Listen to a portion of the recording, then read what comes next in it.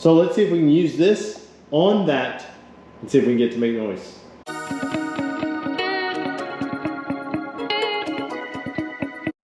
Hey guys, welcome back to another episode of Motorcycle Rewind, and today we're back with all the projects. Get you caught up on what's going on. So you guys may remember this 1965 Montgomery Ward Benelli 125. It's our buddy's Amanda's, and we were just seeing if we can get it going. And thankfully this was one of those that was easier than most. We're able to just clean up the jets on the carbs, make sure we had spark, kick, and then it fired right up.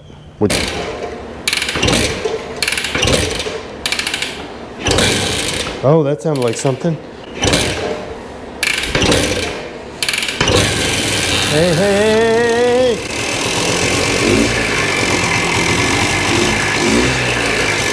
And this guy is for sale. Amanda is selling this.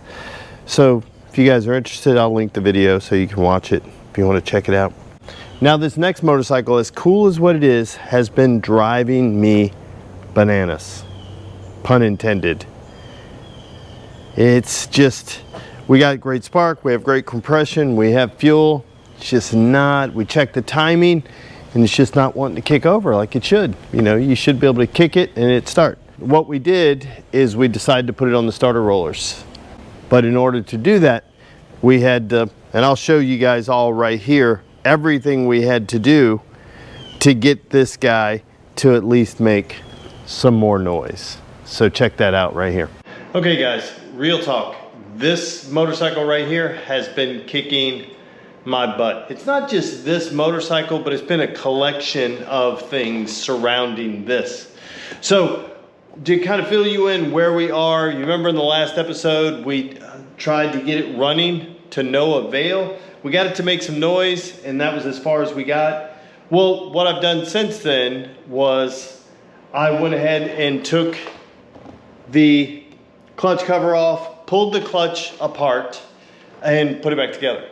But before I did that, I said, let me see if I can just push it in gear to see if I can do that. And this is my starter roller setup. So this was a friend of mine's, Griff. I'll put a link to his BSA that we did a video on earlier this year or last year. And this was a starter roller he built so he could start that motorcycle. It was a 650 that was bored out to be a 900. So this is homemade, totally homemade.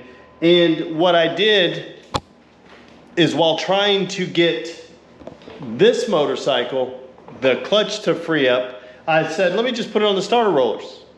And I'll put it in, you know, just put it in gear and then let it roll, pull the clutch in and out, see if I can get it to free up. Well, I smoked the solenoids. And so I had to get new ones of those and then fix that.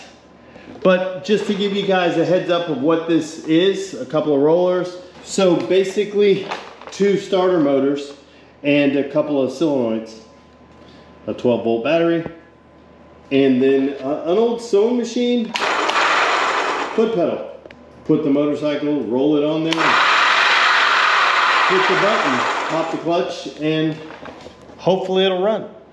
That's it. It's kind of a neat thing. I love the fact that it's home built. When you go to buy these starter rollers, they're like $800, $1,400. They're pretty expensive. But this one was made out of scraps. So it's kind of neat. You can build your own. Just a little ingenuity and you can figure it out. Let me know if you guys have a starter roller, what your starter roller setup looks like. So let's see if we can use this on that and see if we can get to make noise.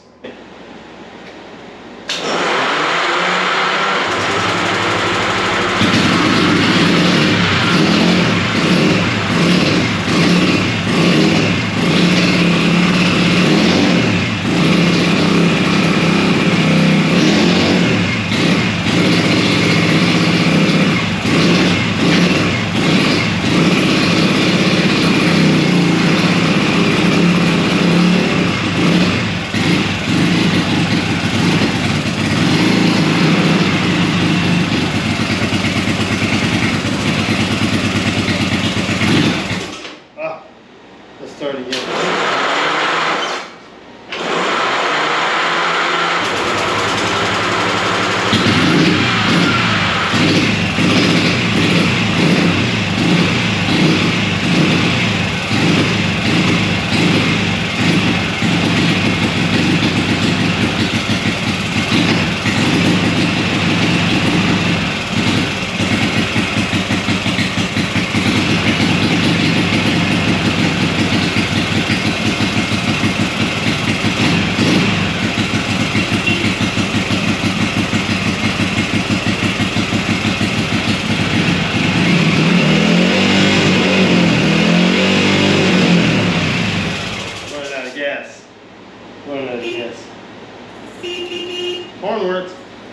Then we have our giveaway CB77 Super Hawk.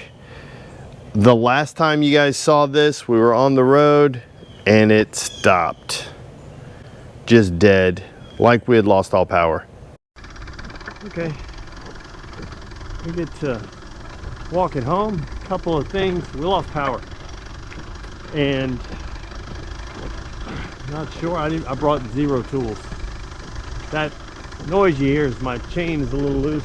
It was tight, but once I started shifting, it kind of adjusted itself. So I'll have to adjust that again. No big deal. We just get to take a motorcycle out for a walk.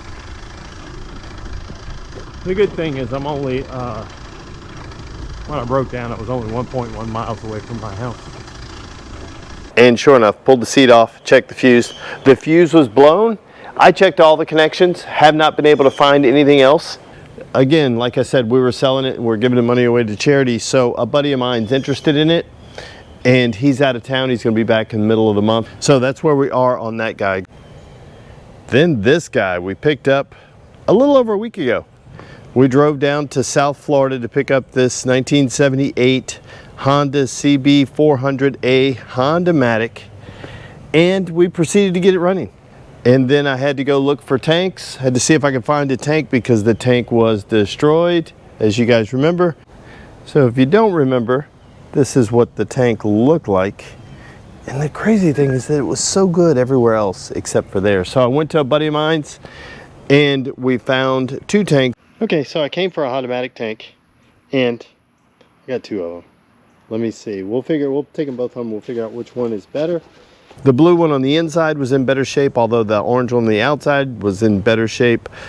Inside was worse. So we ended up just cleaning this one up. We de-rusted the inside and now we're ready to go because we found some blue side covers. So we're waiting on carb kit to come in because I got bad needles.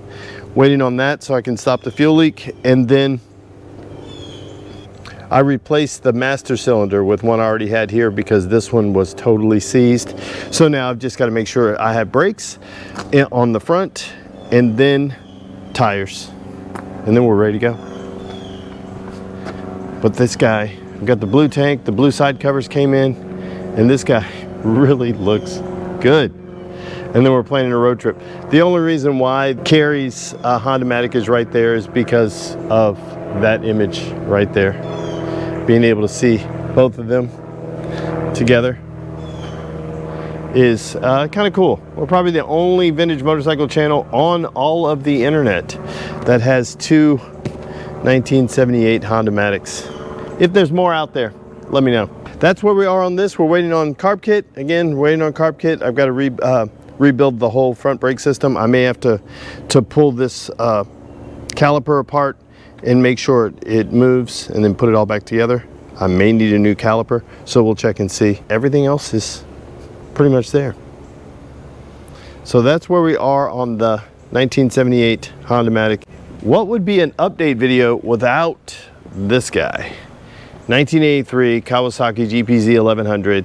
If you don't know anything about this, I'll give you a quick overview, and I'll definitely link the playlist to everything about this guy.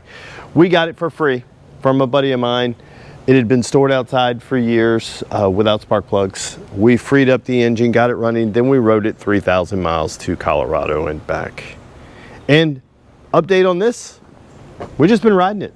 We ride it pretty much daily, and it is awesome. So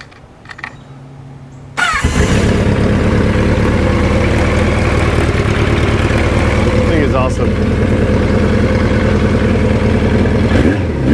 Thing is great. We need to do a little bit of work on it, just kind of piddly things, nothing major. Just go through and make sure everything's good, but it is awesome. We are looking for the rear fender and the correct turn signals. And other than that, this bike is and a windshield, because this one is cracked, as you can see, and the more I ride it, the worse it gets.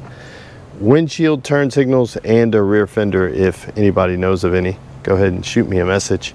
motorcyclerewind@gmail.com or on Motorcycle Rewind on Instagram. Let me know. So guys, that's kind of where we are on these projects. We have other projects in the shop. The Moto Guzzi, the 79 CB750K, the other 750 Build-A-Bike that we have to figure out our plans, which we have exciting plans for that, which we'll get into in the future. But the other thing is we've got really great things coming up in the next couple of weeks. We will be taking this guy on a road trip from here to Florida. So we'll be heading down the beach on this guy. We are also planning a trip, an overnight trip for this guy, because you're like, why would you take a CB400 somewhere? Somebody rode this thing for nearly 19,000 miles. They put a throttle lock on it. They put a windshield. They put a rear rack, and they put highway pegs. This thing has a history of being on the road. So that's what I wanted to do with it, because why not? It's set up for it. So let's just do it. Just to recap so far, we have this guy's going on a trip really soon. So is this guy. Then we have at the end of September, we have the open house at Brick House Builds in St. Louis. And then the very next weekend, we have Barber Vintage Fest. And if you guys are going to be at Barber Vintage Fest, come check us out. We're vendor booth G14. And so you can see us there. It's going to be a busy month coming up. So I'm trying to wrap up these guys, all of these guys, and move on a couple of things. I may have, and I'll get with you guys next week on it, the Moto Guzzi and the 750, CB750. If I could have those gone before I leave to go to Barber, it just frees up some room for some other stuff to happen. Let me know what type of motorcycle you'd like to see us try to get on the channel. I try to keep it as diverse as I can, guys, just because that's interesting to me. So let me know what you're into and see if we can find some of those to put on the channel. I'm pretty equal opportunity when it comes to these things. So whatever you're into, let me know. So guys, thanks for watching yet another episode of Motorcycle Rewind. And do me a favor, like, tag, share, and follow us on Instagram at Motorcycle Rewind, and go ahead and hit that subscribe button. And while you're in the subscribing mood, just wander on over to our friends, Brick House Builds, Gold Guy, Moto Mango, Ace Cafe Bikes, Mile Zero Racers, Plan B Moto, Pete's Classic Cycle, and Lady Moto Bang, and give those guys a subscribe too. Thanks again, guys, and have a great day.